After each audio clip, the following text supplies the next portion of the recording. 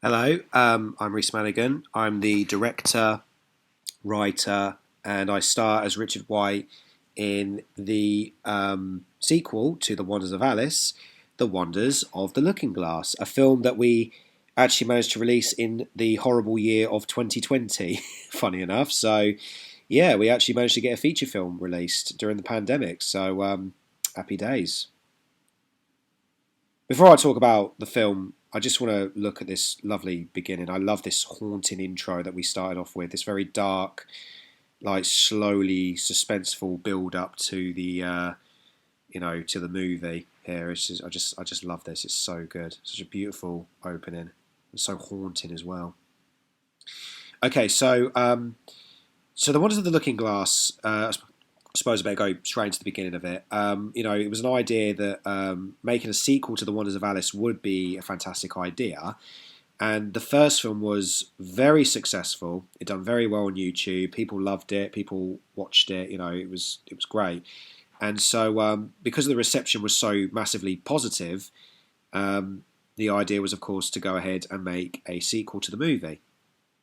So obviously, we started shooting in September of 2019, and we didn't finish the entire stuff until I think February of 2020, literally just before the pandemic hit the UK in March. So most of the lockdown, I was editing this film. So it gave me something to do during the whole lockdown. Plus, of course, binge watching Netflix shows as well, like everybody else did, and watching movies I've never seen before. So yeah, it was pretty good. So this beginning scene here, where Mike is amazingly playing the Prime Minister, and we've got a nice little return from Rennie Costa here, is a flashback to the build up to the whole Looking Glass storyline. Um, and we've got, of course, Lucy Lewandon here playing Katie Pillar, reprises her role.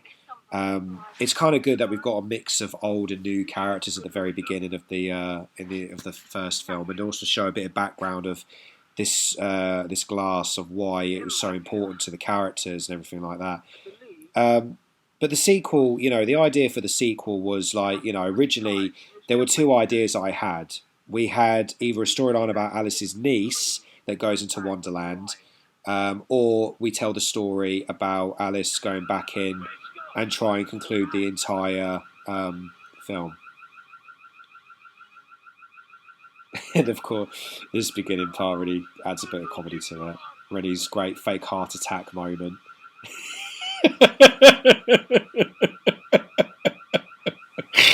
He loves doing a good old fake heart attack, I tell you. So obviously we introduce ourselves to pretty much our main villain here, played by Beatrice, who I've worked with before, who plays Violet the Witch. Beatrice was always in mind to come along and play the villain of this, but also, of course, we'll explain more about the villain storylines as we go along. But I just love this part here where she moves her mask. Look at that. It's proper like Jason Michael Myers shit right there, isn't it? Take off the mask.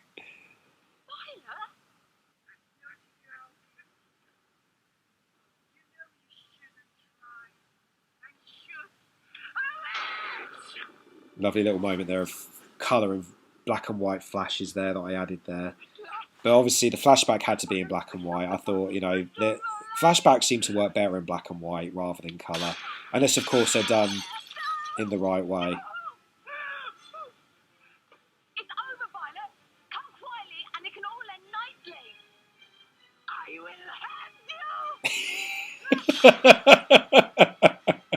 I just love that performance of Beatrice there. I will end you. It's just fantastic. I mean, I think we've done many takes of her shouting "I will end you," but for some reason that one just made me laugh the most, and I had to put it in. I mean, Beatrice was like, "You shouldn't laugh. You shouldn't laugh. Otherwise, it means it's not taken seriously." And I was like, "Yeah, but Beatrice, it's a comedy. I don't have to take this seriously, so it doesn't matter."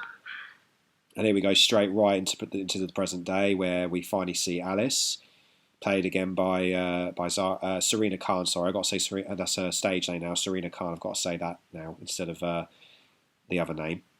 Um, Working with Serena was fun again on the sequel, but I don't think she really enjoyed being in the sequel as much as she did the first film. And the reason I say that is because obviously I don't think she really enjoyed being in this film as much as she did when she did the first movie.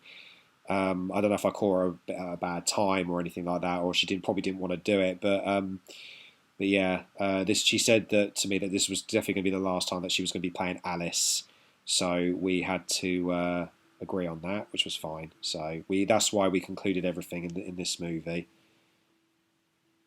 And of course, we've got these very emotional main title sequences, which I'm very happy about. The pink clouds and the emotion, because Sylvana originally was supposed to come back to play Alice's mum in the sequel, but unfortunately, Sylvana wasn't available to do the film.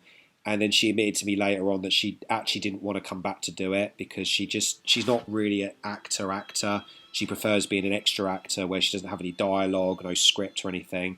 So we respected her decision and decided to.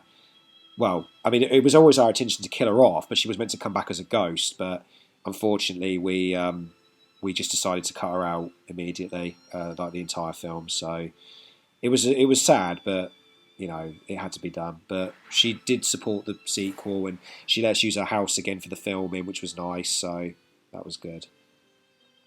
And most of these actors here, I mean, we definitely got some of the original cast back, but unfortunately, we couldn't get some of the cast to return to play their original characters. I mean, Lauren and Alex and Steve Crawshaw, they didn't come back for the sequel because unfortunately, while we were starting production, they had started new jobs, or they were moving house, or they were doing other things, and unfortunately, they just couldn't do the sequel.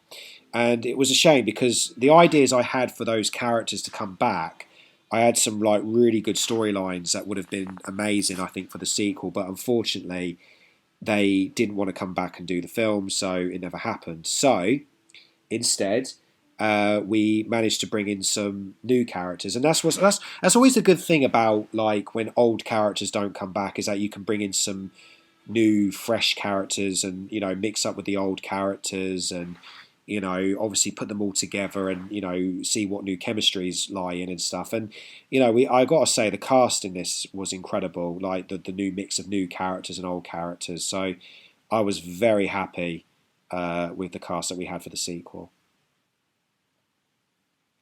And this shot right here, where Alice is home and she, it's all quiet. We wanted a nice big silence in these first few minutes because obviously we want to show that Alice was lonely. She now doesn't have her mum. She doesn't feel like she's got anybody else. So we wanted to show this massive sense of loneliness in the film, and I think it works. Like it just works so well. And luckily, Serena said that it does match the sadness and the loneliness of her character at the minute. And after everything that had happened, and we found this cup in Sylvana's cupboard that said "Life is short," and so am I. And luckily, I said to Serena, we have to put that cup in the thing, and we did because we thought, why not, eh?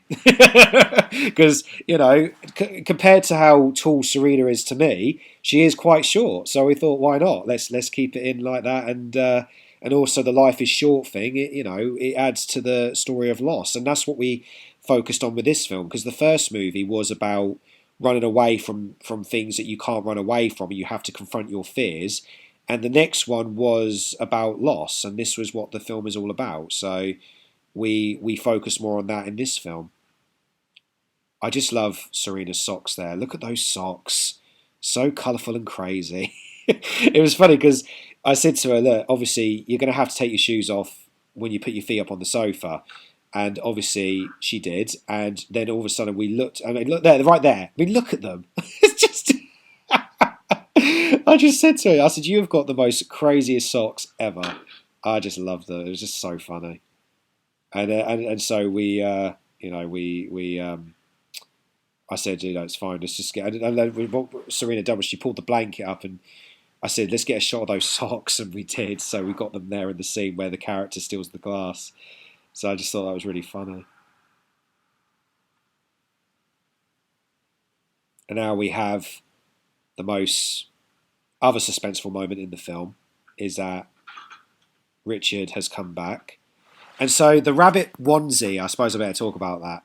The rabbit onesie was like, you know, I thought we need to reference the White Rabbit sometime. I mean, although we kind of referenced it in the first movie with the watches and everything, I thought why not just go bonkers and wear a White Rabbit costume? And I literally did. And I remember opening the front door with Serena, and she was like, "Oh my god!" She goes, "What are you wearing?" I was like, "What do you think?" And she started laughing, and she was like, "It looks very, very cute." I'm just glad that our chemistry was still good on there, even though we probably didn't enjoy making the sequel as much as we did in the first movie, but it was still nice that we did it.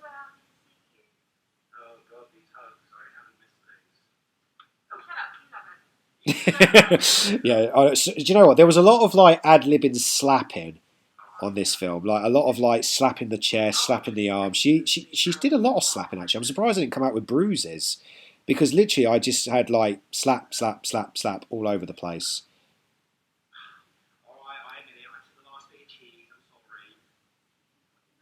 This was always a good scene as well. The talk of the chat, the character. In fact, Serena asked for the shots to be how they were.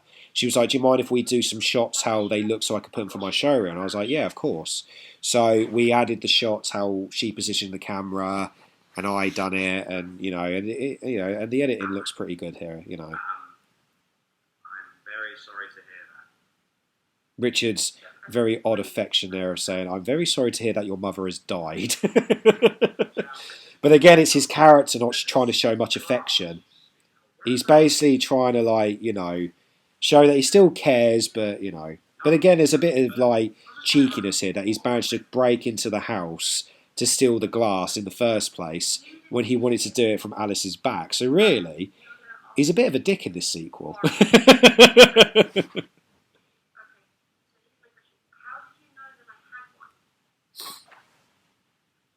The facial expressions again are just amazing. I love the facial expressions between Serena and me. Like literally, we're like And also, I suppose I better talk about the length of the film. I forgot to mention the length of the film is basically like this is the longest movie I've ever done. The length is actually an hour and 10 minutes long, and the original film was supposed like the original director's cut is an hour and 20.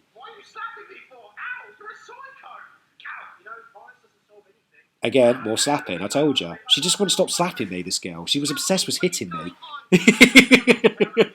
I was just literally just a big punching bag to Serena. But we had a laugh.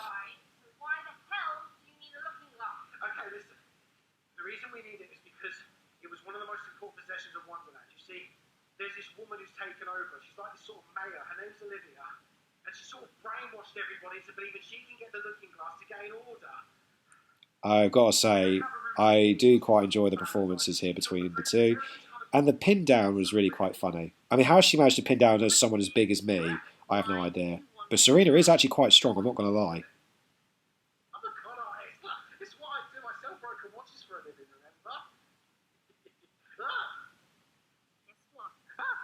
That watch was actually given to me by my real life missus, who actually got it for me for my birthday after I finished The Wonders of Alice, and I still have that pocket watch in my drawer. It's a very lovely little possession I have, and it's a perfect little prop as well. So yeah, I was very happy to use that for the film.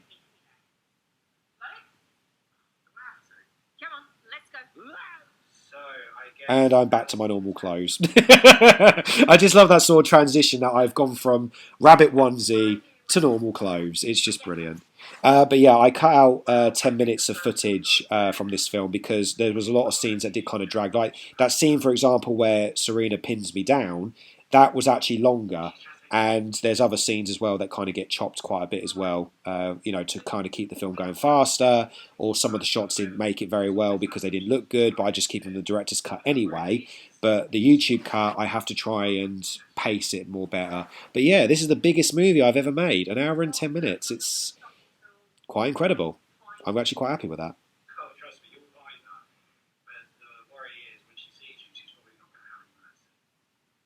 And of course, we're talking about the villain here, the main new villain, saying that no longer the princess is no longer the villain, and she's no longer a threat. We're now got a new threat, and this is what we're trying to show, that this is why Alice has to come back.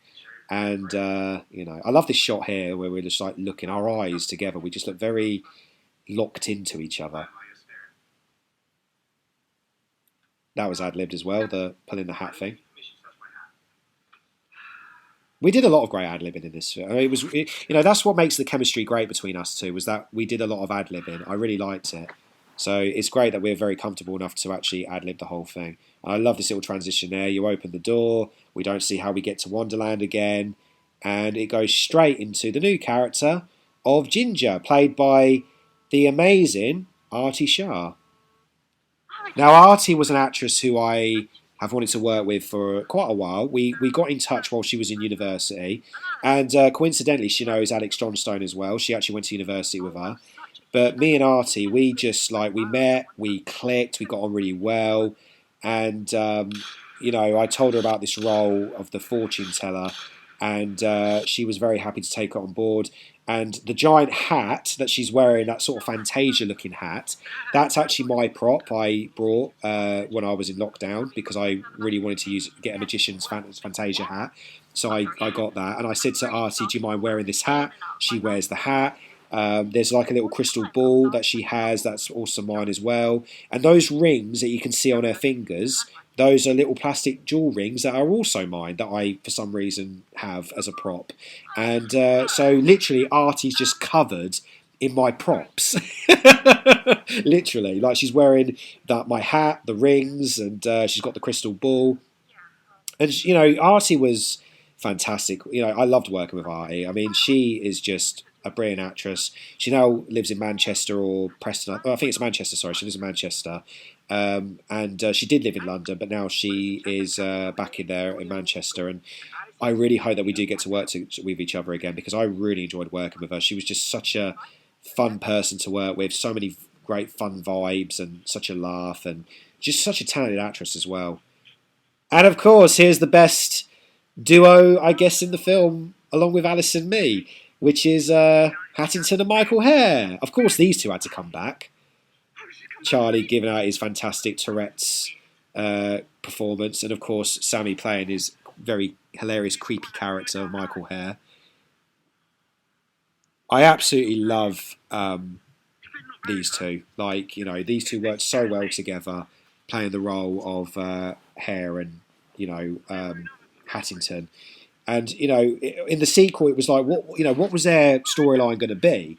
And I thought, well, because we like to take the mick out of other people and the characters and stuff like that, we thought, would it be funny if they actually decided to literally just try and kill Richard?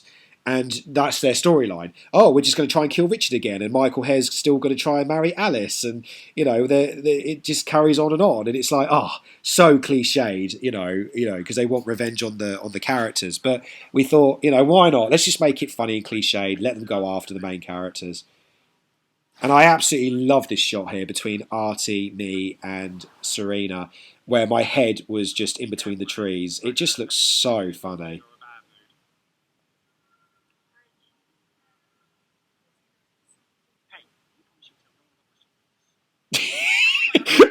That joke there, when I was like, "You promised to tell no one about my softiness." It's like, yeah, don't mention that Richard has a soft side. Do not mention it. He doesn't want to show his soft side. Seriously, the last time I saw them, they tried to grab my balls. Classic. Homage there to the first film. I love Artie's moment there. We'll stop talking balls and grow some. Just like how she delivers that line. Stop talking balls and grab some. Get out there and distract them. I love it.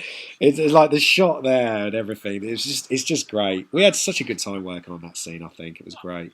And I love that there's so many scenes that do pay homage to the first film. Like this scene, for example, Double in Trouble. These two want to hurt them both, and they want to, get him and rip them apart. I mean, it's a great little homage to the first film. And again, we have another magician character that tortures them. Yeah, because for a new magician, I mean, Miriam originally played, the fortune teller in the first film, Chastain Cathy.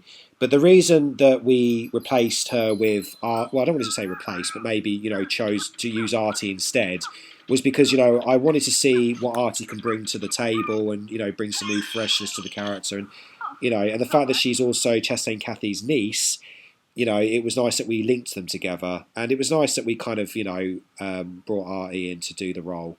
Miriam, of course, was very supportive about it, and she said that was absolutely fine that she didn't come back. But the thing is, Chastain Cathy did have a bigger role in the sequel, but unfortunately, Miriam wasn't available very long, so Artie was a bit more flexible. So I think that's also another reason why we used her for the scene.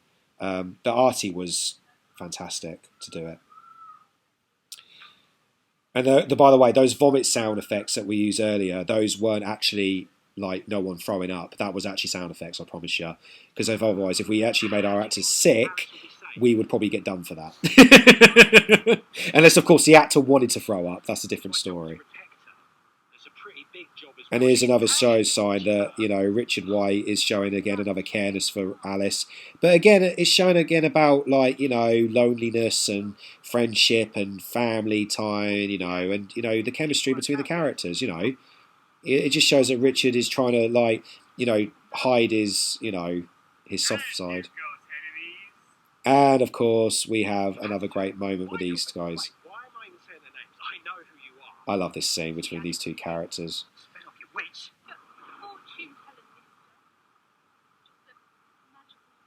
I just love how Artie delivers her lines. And this is one of the best jokes ad-libbed in the film.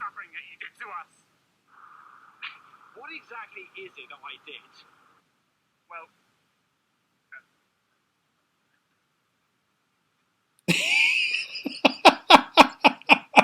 I love that you can only see Hattington there, and he's like talking to Michael Harris. He's like, hang on, what did he actually do? Because in the original script, I say, what is it I did? And then Hattington's like, well, you actually shut up, and then he just goes for him. But in this script, we decided to change it, and so we added a bit where, we added a bit instead where Hattington and Michael Hare are actually arguing in front of Richard to say, actually, what did he do? And then it's like, there's no actual reason, but they're like, look, we're just going to hurt you anyway.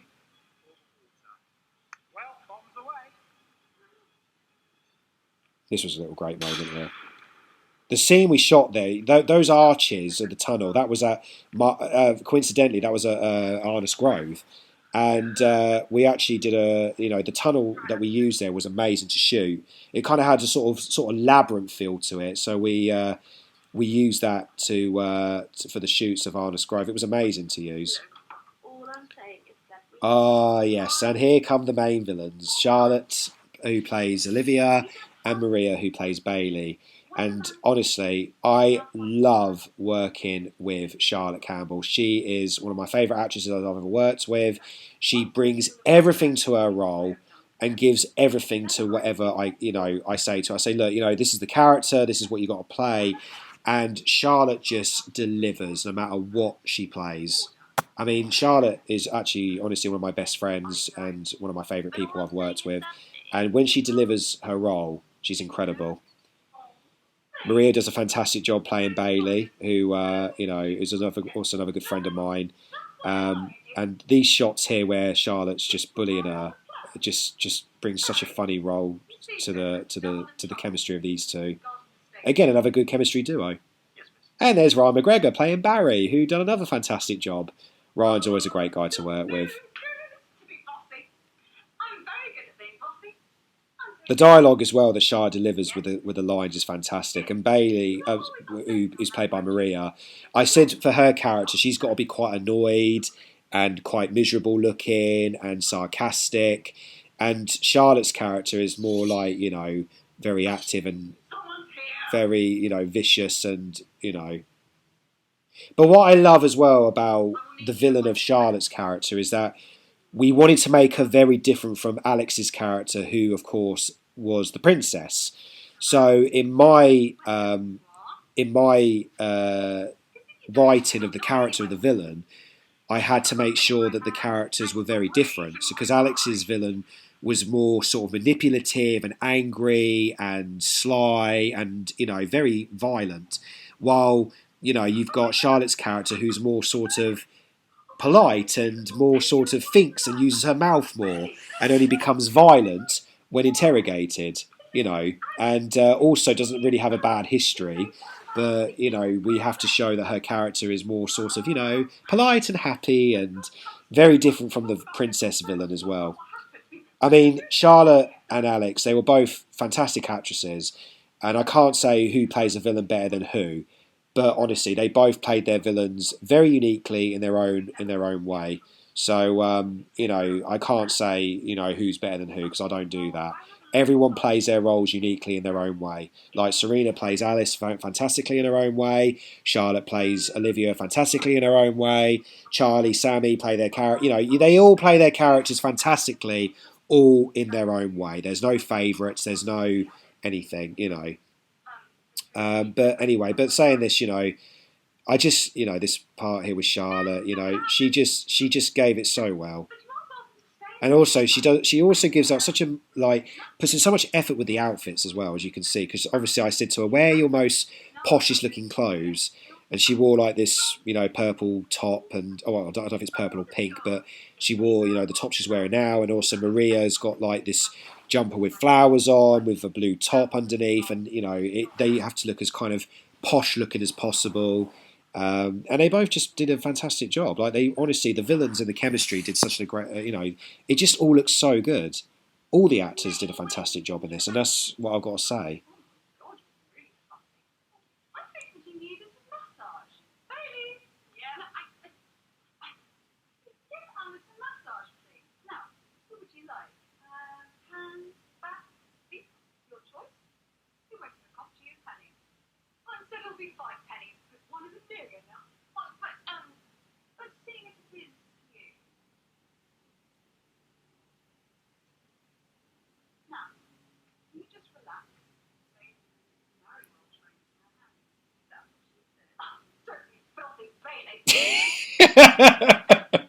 I was waiting for that line to come up.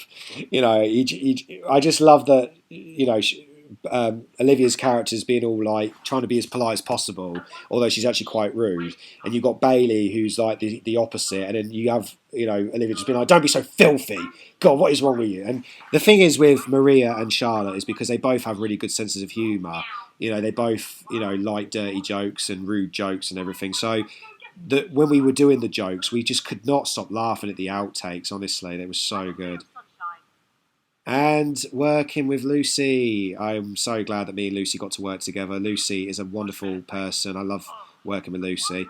Although we haven't worked together in a while now. I don't know if she's given up acting or still doing it, but last time we spoke when we were talking about the film, she said that she wasn't available to do a film last time I spoke to her. So I don't know if she is wanting to go back to it or not. But I really hope we do get to work together again because Lucy Lewendon is a lovely person and I really enjoy working with her. And when we work together, we always have such a laugh. And that scene actually, where we're doing that shot where I talk about Alice, the papers blew off in the wind, and Lucy made me laugh and went, "Oh shit!" And honestly, I absolutely lost it because it was just how Lucy swore in that moment. She's like, "Oh shit!" It was one of the funniest moments ever. Shame we didn't catch it on camera. I love this little standoff here between Charlotte and Serena. This little moment of eye locking and evilness and anger and viciousness, and you just don't know what's going to happen. And Charlotte delivered the line so perfectly, and then you get this quick boom. There you go, straight in.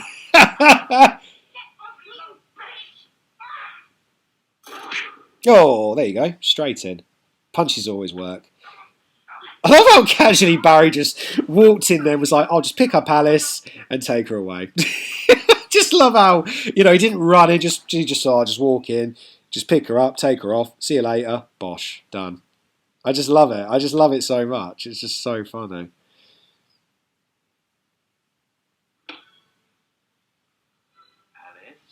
And of course, there's my character breaking into the place. Although there was a shot, I think, originally where I was going to break him, but we didn't have an outside shot.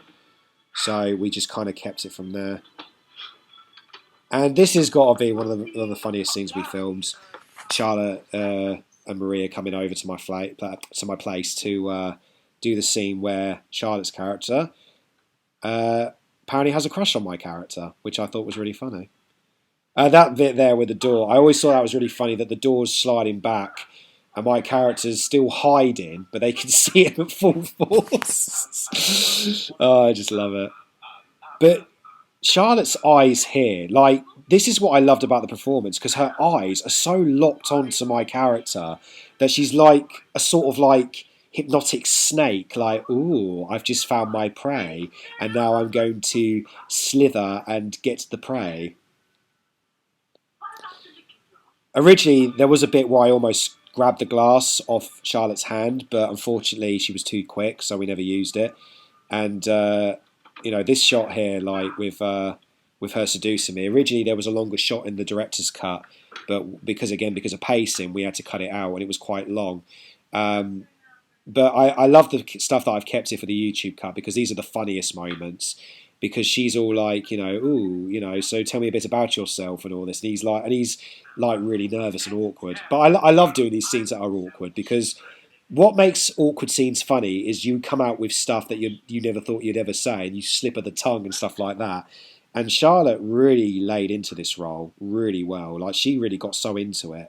And there was a position where she got so uncomfortably close to my character that I myself was thinking, Jesus, she's really literally almost climbing over me to, like, but it worked well, because some of the awkwardness of my expressions are real, because I'm like, oh, easy now, don't get too close. Give me my looking glass now. Okay, take it.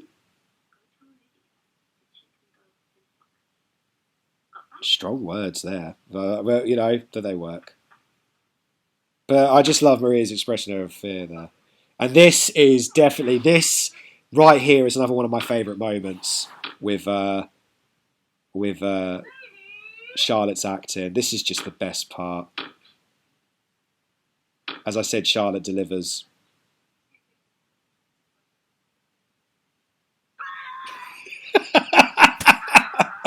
That is the best moment there. That was the funniest part of the day when we were shooting.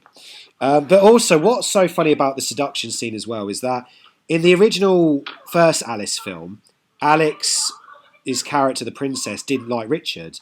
And yet in the sequel, we have a villain who apparently likes Richard. So we thought it'd be funny if there was a different mix of opposites there. And also, Richard's just like, I cannot believe that just happened.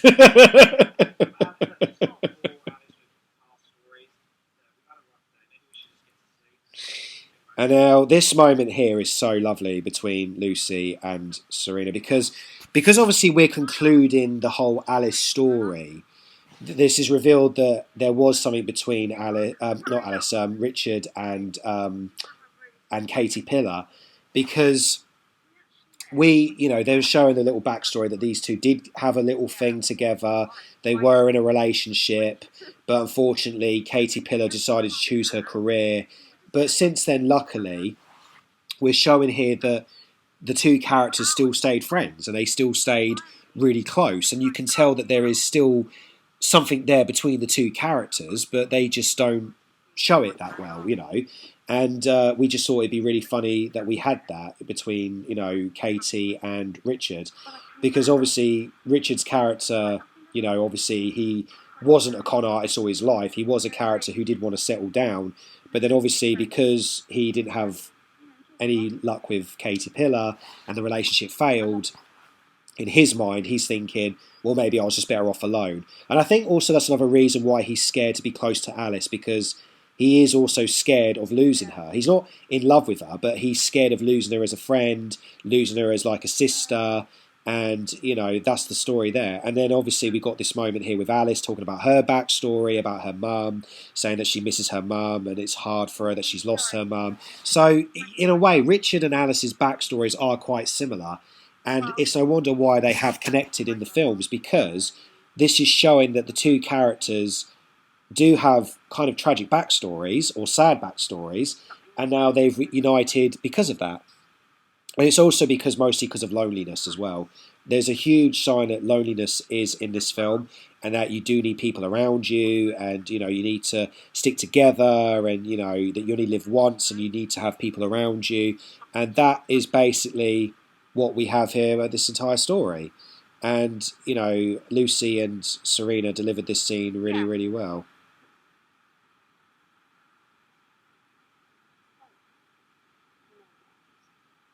She took the looking glass. Oh, and it goes straight into comedy. Just straight to Charlotte shouting at the screen, all nice and quiet. Then all of a sudden, she took the looking glass! Bang, straight in your face. I love how still Ryan is there in the back. He just plays such a great bodyguard. Ryan originally was supposed to be in the first film, but unfortunately I didn't have a character for him to play. So when I said to him, I'm so sorry about this, Ryan, but I haven't got a character for you to play. So he was like, oh, no worries. And I said to him, but if there's a sequel, I will 100% cast you. And I immediately gave him this role as Barry, this bodyguard, and he was very happy to do it. And he did a fantastic job playing the bodyguard and also the head of, Double and Trouble, because these two apparently now have the job of guarding Olivia's fortress, I guess you could say. But Barry is kind of like the sort of new head of the security, so we wanted to show that he's making his mark on these two characters, to say that he's tougher, stronger and smarter than these two. And the idea was to make these two show that he is making them look more like a small fry despite their huge size and their toughness. But Barry's character really does kind of make a strong point to these two and say, right, I'm now in charge. So there you go.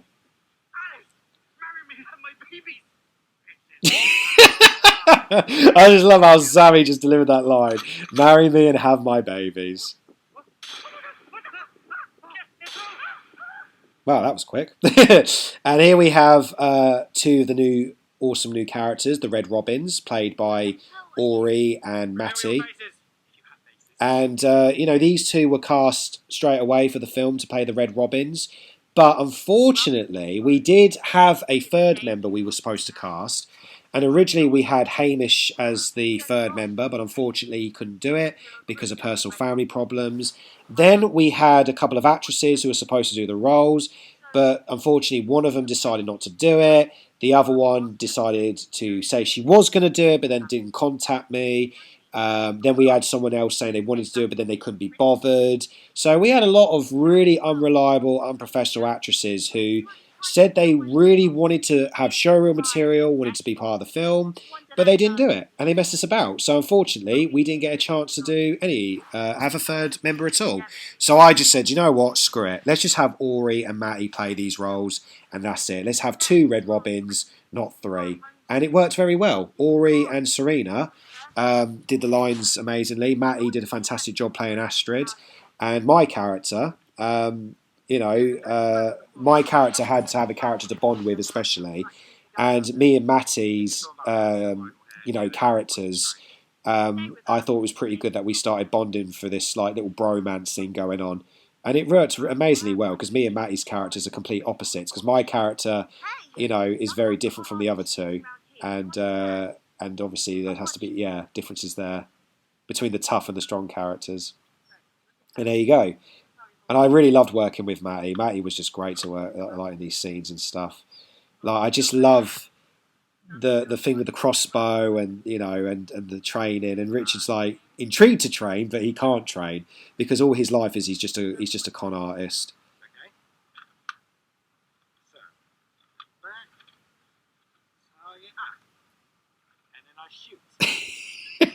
And the thing is, Matty knew that I said to May, look, just so you know, my character is not the brightest, so your character has to be quite annoyed. And basically, when this part here, like when he's moving me, because he keeps going, "What are you doing?" And I'm just like, "Well, you just keep moving me." So I'm just like, and I just thought it was really funny what he's doing, and it just works so funny for the scene. I actually can't move right now. Actually, why don't you do this? Great reaction there from Matty. Just move the gun, get out of the way. And Ori as well was fun. I mean, Ori I've wanted to work with for a long time. Ori is a wonderful actress, a very funny person. And my God, she was great to work with on the set. Always laughing, always joking about. And I said to Ori, look, I really want to work with you. I need a black actress for this role. I need someone to play this character. And Ori was just like literally the golden ticket for this film. And she just done an amazing job. I mean, I felt a bit sorry for her because she did slip a couple of times during the filming, and kind of awkward moments in the film. But she was a great sport. She just got up and was like, you know what, I'm fine. Dust herself off and carried on. So it was really funny that she managed to do the film despite she slipped in mud and. Had to run across a very muddy field, but she did a great job. She just didn't care. She said, "I live for this moment. It's what I do." So she was great. And there's a little foreshadowing there about the whole, is this a fantasy world? Is this not a fantasy world? And we'll get back to that later. But there's a little bit of foreshadowing there. I love that shot with Hattington and Michael Hare looking at the field because they've got, the two main characters ready to start running out onto the field. Yes, it will.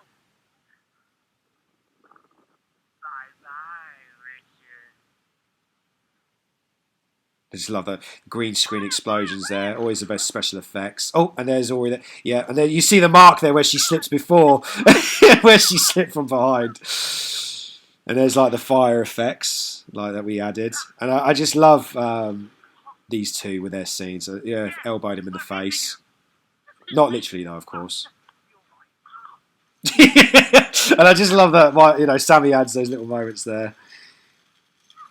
Yeah, we had to be really careful on this field because honestly, the field was so muddy that I had to fast forward the footage because we couldn't run as fast as we could, and I was like, Jesus, we've got got to keep going forward. So we had to fast forward some of the footage, even these two, because some of the scenes that we added were just so because it was so muddy, we couldn't run on the fields and everything. And there's a stock footage of a tree falling there that we had to use because obviously we couldn't actually get a real tree to fall. But I think it adds really well because there was a tree in front of us, and so we added that to drop in on us, and so we added the scene there, and it just fell. And I love the slow motion here between Serena and Ori of Serena going no, and the slow motion with Hattington and Michael Hare add the silliness to it. But yeah, I just love that scene. It's really good. Right, this is another one of my favourite scenes with these two because the chemistry between these two is not only fantastic, but I love that we finally get to the point of the argument that Hattington just wants to kill Richard, Michael Hare just wants to marry Alice, and they both are literally head to head with each other. And I just love this part here. Look at this bit. Just delivers that so well. I mean, when these two really got into their roles, they just really added it so well. And I love the fact as well that when we shot this, there was again more ad-libbing. The fight scene was a bit ad-libbed, like how because Charlie actually breaks his stick there. There you go. And then they just literally went for each other. It was just so funny. And I think actually, yeah, Sammy actually got exhausted straight away. He was like, okay, stop. And so they did. Because they just had to fight in a very silly way. And they did a great job. But I just love that they argued finally and they were like, right, we can't agree with each other. We can't go for it. Let's just go for this bit. And this bit made me laugh, yeah. That was actually my idea. I said, how about as a joke, you both pretend that you're supposed to go the other way. And they were like, oh yeah, actually that's a good idea. So we added that little joke in at the end. But yeah, it was funny. Charlie and Sammy, they both they did such an amazing job together, and we had such a laugh making that scene. And the ad libbing was good, and I just love the fact that we get to that point where they finally argue. They both want different things, so they just can't work together anymore. Olivia, her fucking obsession with your fucking looking glass. Wow, Ori, you say fucking a lot, didn't you? No, Ori was great. They both really got into this part as well. There was actually real tears being shared, because obviously we think that Richard and Astrid have died, and I wanted that. I wanted that moment where Richard and Alice do separate for a little while, and you think that they've died, and they separate for good or anything like that. And obviously, we find out later on that they don't separate later on, for good, and But I just love that they do separate for a little while, and that's the thing actually, because Alice and Richard don't really spend as much time together in this film as they do in the first movie. But in a way, I kind of like that they don't, because it's kind of nice that they kind of have their own little independent tracks to go on, to show that Richard doesn't always need Alice and Alice doesn't always need Richard. But at the same time, when they do get together is when they need each other the most. And so it's nice to see that they also do miss each other and they want each other, and they, have to say that they have to, stick together. Somebody pays that price. And I am not letting anyone else. And this is Alice saying that she regrets being back in Wonderland and she shouldn't be here. And every time she comes back, someone gets hurt. So it's nice that we have this little moment here to show that she's confessing that she doesn't want to be here. She shouldn't be here. She doesn't want to, be involved anymore, and just say that she's had enough. And I kind of like that we have all this honesty and this whole thing, because we want to add again, like I said, to the conclusion of the film. We want to add that she is sad and she doesn't want to be part of it anymore, and she's done. Over here. Richard, are you okay? Yeah, I'm fine. Can you walk? Yeah, I'm just a little dizzy. No, stay still. I actually fell there, and luckily Matty was like, look, just properly fall and I'll catch you. And amazingly, Matty actually did catch me, and I was put all my full trust in him to fall down. And there I go again. There you go.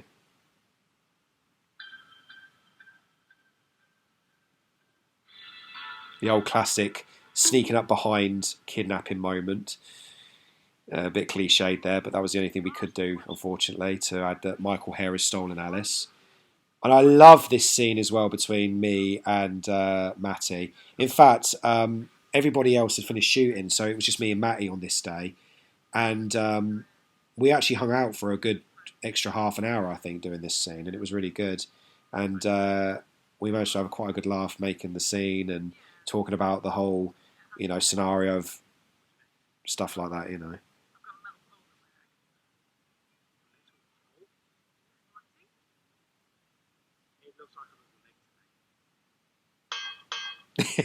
That sound effect right there just worked. I'm good. And I love that part where he's like, do you want to touch it? He's like, no, I'm good. I don't need to touch your leg. I don't need to feel the metal pole inside your leg. I love as well that, because Matty was saying, like, do you want me to keep my hood up during the film, or do you want me to take it down?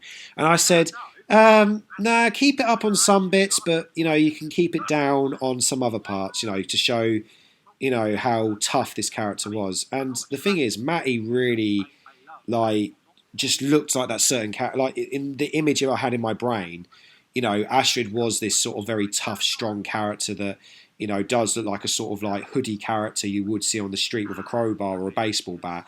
And funny enough, Matty did have a baseball bat and a few weapons, well, not actual weapons, but like prop weapons to use for the film. And he picked them out and was like, do you want to use this? Do you want to use that? Do you want to use this? And I was like, maybe just go with the baseball bat. Maybe just use this instead or something, It just, it was quite good, and it was just funny how many items he had in his bag to use as a prop stuff. Be a part of the Red Rock. And I love this bit as well to show that Richard, if anything was to happen to Alice, where would he go? And he was basically saying, you could be part of the Red Robins, which is quite an interesting thing to see. And this scene is really funny. Obviously, Michael Hare has dressed Alice for the wedding, which is, a very secret little wedding that he's propped himself. And this was always a funny moment to add in the scene. I always wanted to add this moment because I always thought that Michael Hare and Alice have to interact at some point. And so basically he was like, I always imagine this scene where he's tied her up and he's dressed her in like a wedding outfit and he's saying to her, right, we're going to get married now. And the way that she escapes was that obviously he's like, oh, I forgot to put your wedding shoes on. And I always feel like heels are like heels are they look like knives on shoes. They always kind of scare me, heels, because they look dangerous. You know, even when people wear them, I think, you know, they just look so deadly, even when you walk in them. So I thought, what a better choice to use as a weapon than a sharp heel to the eye. And so obviously I said to Sammy, look, just so you know, Serena has to kick you in the face with a heel. Obviously not really, but we have to make it look like you've been stabbed in the eye. And he was like, yeah, that's fine. Unzip it, you idiot. Because obviously Serena had these massive boots on, and funky socks again. There you go, more funky socks. And we was like, right, we need these like sharp heels to use. And so Serena got the heels out, and then we just thought, right, let's just add the scene into it where she just like stabs him in the eye, and then we added it in. And there you go. Straight in the face there. I love it. But God, can you imagine if that was the boot? That would crack his skull. And of course, we now hit the point where Double and Trouble get killed. I think this is actually the first actual death in the movie. Like we get, you know, Double and Trouble getting shot. But I, you know, it was always the intention to kill off the two characters with Barry, you know, to show that he's gone a bit more deadlier than these two, and you know, what's his intentions, you know. Slow me down anyway. I love how Ryan delivers his line. And I just love that it's cut from Ryan holding a gun to me holding a crossbow there. I love that kind of transition there. It's all of a sudden, that's what happened. Oh, that makes a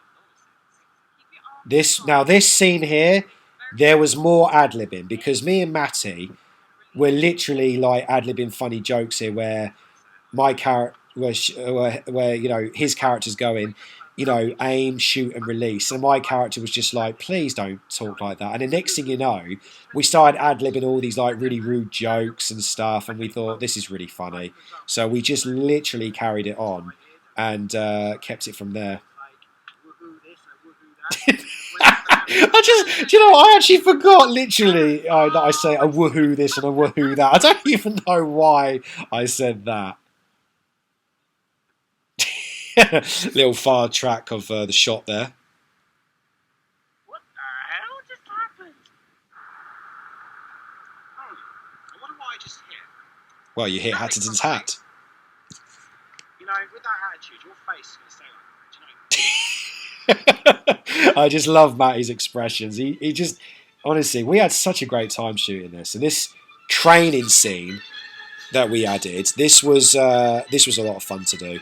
Because I said to Matty, you know, basically we're going to be adding a lot of like, you know, training scenes where my character is shit at shooting and he can't, you know, do anything to save his life. And this little joke here was sort of taken from A Million Ways to Die in the West, I'm not going to lie, where he's shooting the cup and it's not working. And my character literally just like gets kicked off.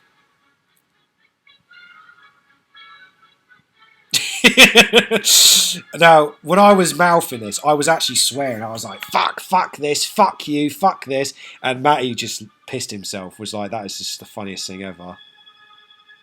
There's another little hilarious joke here, showing that I can't run. So I literally was doing like the most laziest run ever, showing that I'm just like, I cannot run, I cannot move. And then there's Matty pulling me up. Whoa, there you go. And we just did like a lot of random jokes here for a montage. Like, you know, we did jokes where like that. I shoot the dart up in the air, it hits my eye, and then the next thing you know, I shoot it and it's bouncing everywhere. And the next thing you know, Matty did this fantastic fall. There you go. I love it. And then my character's like turned looking around like, oh, where are you? That sort of joke was like from Only Fools and Horses. Yeah, I just love the little montages we do here. It's just so funny. And yeah, Matty actually climbs a tree up here. And I just love this little clip here.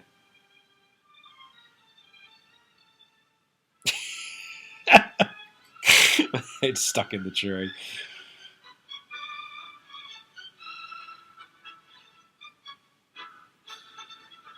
And luckily, that shot with the coffee cup, one take, because Matty managed to throw a stone on the cup, and it just took one take, and we got it.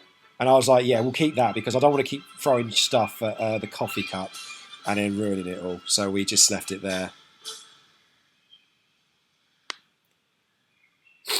And now we've got Alice again back on her own. She's just changed into the wedding out of the wedding costume and goes straight into the villains again. Which, to be fair, we actually haven't seen Charlotte Marie in a little while, so it's kind of good that we kind of come back to those characters now. And also, the scenes are quite big, so we don't like waste any time with them. And again, Charlotte delivers probably one of the best performances in my film history, in my film's history, I guess you could say. We're going to kill her in private afterwards. I don't think you want people to know you killed the savior of Wonderland, do you?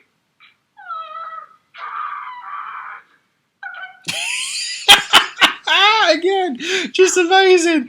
I just love it. I just love that performance. Just what she delivers. It's gold.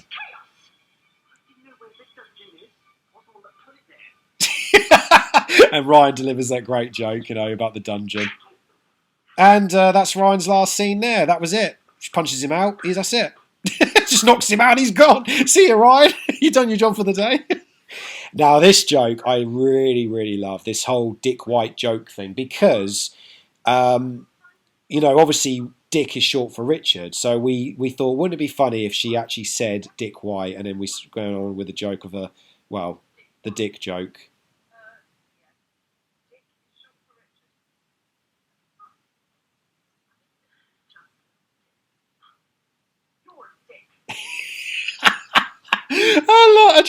Every scene that Charlotte puts through is just incredible. I love it, and so obviously we come to near the final end now, where of course we have the big dramatic twist, which was always intentionally put in the idea since the very first. The idea of that, Charlotte's character is actually not who she is. She's actually not Olivia. She's actually Violet the Witch. And the reason we added that in is because I thought, wouldn't it be funny? Because obviously Wonderland is a very mystical place. And I thought, wouldn't it be funny if we had this villain who was basically like, instead of what she could be, is what she actually is. And do you know what? I've got to say, Charlotte puts in the best effort for the outfits. Her outfit in this scene just looks amazing. Like proper sort of a Russian kind of winter look that she's put on here. It's just amazing, and she just delivered again. But I do love as well these parts where, because Maria has got my hat on there, and I said to Maria, "How about you wear my hat to show that basically you've tied me up, you've got my hat on, and you're showing that you're kind of showing a bit of authority there, saying that we've got you now, we've tied you up, and now you can't get out, and now we've got your hat on, and now we're taking over the place, And I was just like, yeah, we could do that. That'd be fine. So we actually added that in, and Maria kept the hat on, and it actually adds to the comedy because there is a bit, of course, near the bit where my hands are tied, obviously, behind my back, and I've got to get my hat. So I said to Maria, do you mind if I basically use my teeth to get my hat? And so she was like, yeah, go for it. So I literally very gently pull the hat off her head. Everyone, please listen to me. I love this shot here. This is one of my favourite shots that we've got, Serena and Charlotte, Charlotte's reactions. And, I love the fact that they argue about the characters and the Wonderland. And, this is just showing the biggest conclusion of the entire film, there. And it just works. In Wonderland is treated fairly. What a bunch of rubbish!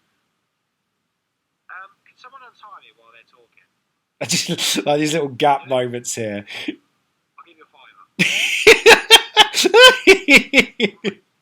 £5. I just love that little moment there where Maria's reaction just works. And I'm just like, come on, I'll give you a £5. And she's just like, no. And I remember there was another bit in the director's cut where I say to her, go on. I go, I think you're beautiful and stuff. And then she kind of sort of looks at him as if to think, oh, I'm thinking about it. And then she's like, no. But again, we had to cut it short because of the time limit.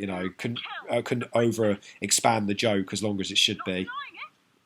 Also, some of the scenes here that had to be cut. These long bits here with the argument. This had some bits here need to be cut. There was definitely a lot that I had to take out to make it very relevant. And again, Charlotte getting so into her role.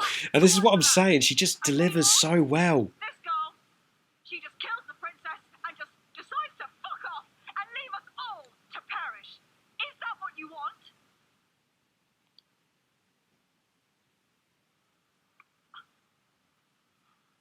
This is again another great shot. At least I know how to love and care for others. I just love as well that Charlotte's reactions, just like, and Serena gives out this amazing performance of the speech.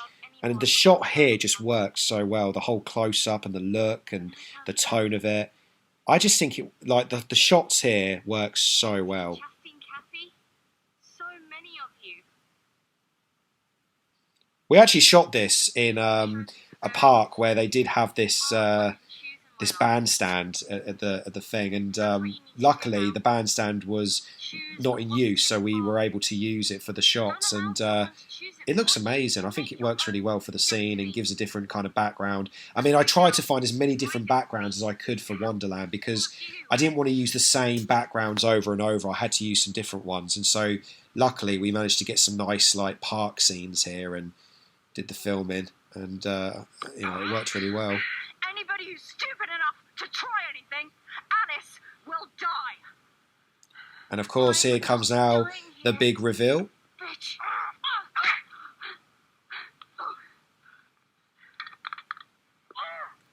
This was very difficult to edit, the whole, pulling off face thing. How are we going to pull it off?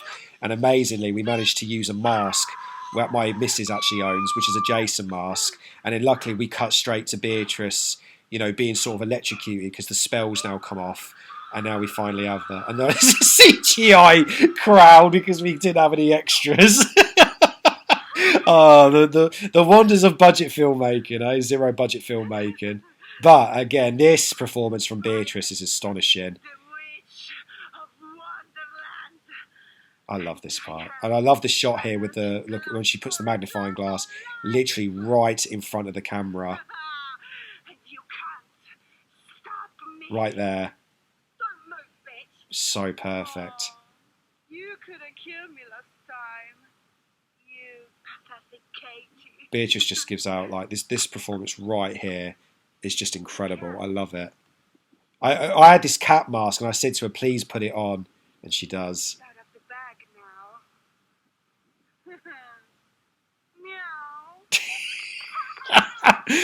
now. Meow. Beatrice had to wear another mask, and the cat mask just was fantastic. I'm sorry, you have my hat. There we go. Cheers, bro. Fantastic acting there from Maria, just keeping so still, and me just literally. I think we did like 3 takes of that, me picking out the hat, and I was just like, "Cheers, babe."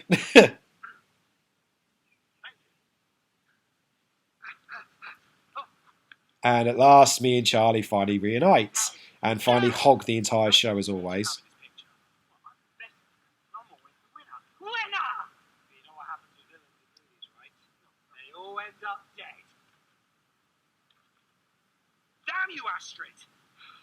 This training was a waste of time. I love that the whole entire training just didn't work out, and the next thing you know, you're just like, just arguing. I mean, me and Charlie, when we were talking about the fight scene, we thought, wouldn't it be fun if we actually heard the background music and it was all lovely and polite and was like, yeah, and we're just wasting time. And then the next thing you know, he gets his hat as a weapon, I get the crossbow as a weapon, and we're just like waiting for the right music to play. And the next thing you know, we're like, right, here we go. We're like, come on, play the right music. And then we just thought that'd be so funny. And so I edited it and put it together. And next thing you know, me and Charlie, we actually ended up like just having this really silly fight.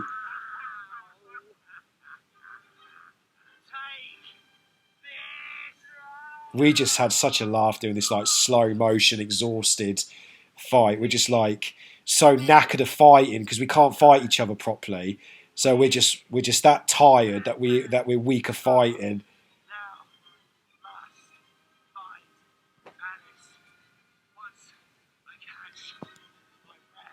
We just ad-libbed a whole lot of this, and you can tell we filmed it in the autumn as well because the autumn leaves are everywhere, and the ground was quite muddy, and it was quite a cold day, but we still managed to get it all done.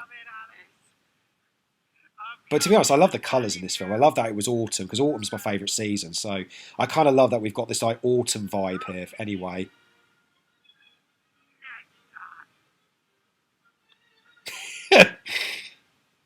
And now, of course, we've got the big finale now with Beatrice, being killed by her own spell.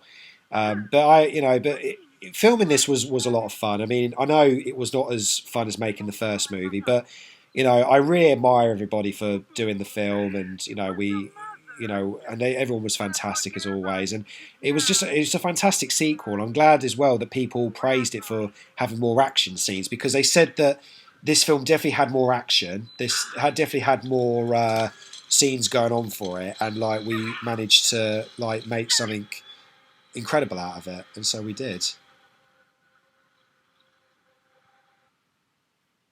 And of course, the ending as well. I was actually quite surprised. Everyone said that the ending was very emotional. I'm glad it was. Wow, those wonderful eyes. Serena's always got amazing, those big, amazing eyes. And I remember saying to her, "Can I please get a close up of those eyes to do the way?" And she was like, "Yeah." And I was like, "Amazing." She really does have amazing eyes.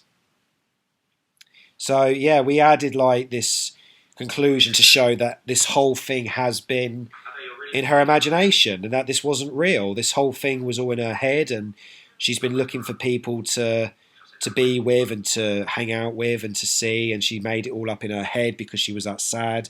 So it really does show that we do add this really emotional scene to it, and it really does pack a bit of an emotional punch to it.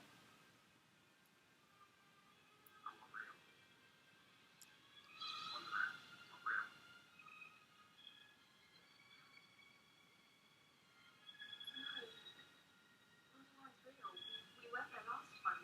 I've just come back. Yeah, but how did you explain that? How did you get there in the first place? Can you explain that?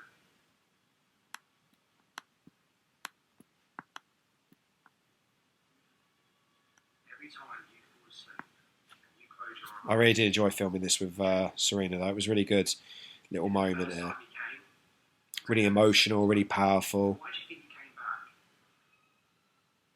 Because you wanted to. Your mum left you this way. Look, it's not broken. And I'm glad as well, really, that Sylvana actually didn't come back because I think the fact that we just mention her makes it more powerful. I mean, it would have been nice to have Sylvana back because I did have a different ending to this where Richard admits that nothing is real, but you can still go and see your mum for the one last time, but then you have to get back to reality. And so originally, Serena was going to see Sylvana as a ghost and like see her mum, and like they were going to spend the last day together, and then she wakes up and realizes that now she has to move on. But unfortunately, we just unfortunately it didn't happen. But I kind of like this ending though to show that Richard is saying that Alice, your whole storyline is concluded. You don't have to come back to Wonderland anymore. But just remember not to you know not to ask me for any more favors. I guess that's the one. And Serena just looked like she's just did such an amazing job here. I love her expressions here.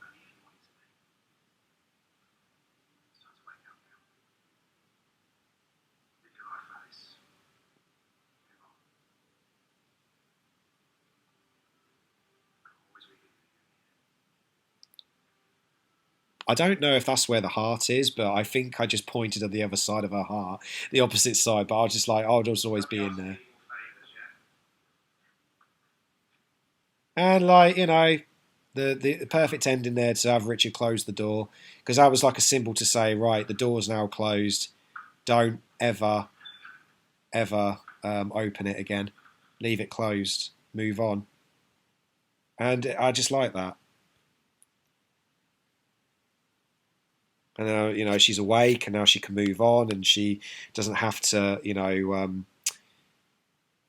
think about her mum anymore or anything like. Well, she can think about her mum, but I mean, like, she doesn't have to because basically the moral is you can't just keep a possession just because it reminds you of your mum. You have to think about the memories. But because obviously Alice's mum was an alcoholic, she doesn't have too many good memories of her mum. But then she realizes that there were good memories, out past the bad ones, and that you can move on from it. And so we just have Alice, you know, feeling happy that she's managed to move on from it. And there you go. There's the end of the commentary, the end of the Looking Glass, and there you go. But yeah, again, a massive thank you to all the people that was involved, and it was great to do a sequel to the Wonders of Alice, and get back to Wonderland. And you know, everybody was fantastic to work with in this film, and it was just great. We had a really good time. I mean, it was a laugh. I mean, we definitely had some funny moments. I mean, probably not as funny as the first movie, but we definitely had some good moments. You know, and I was just so glad that we finally got a sequel out. So I'm very happy that we can now, you know, we've got a second film out.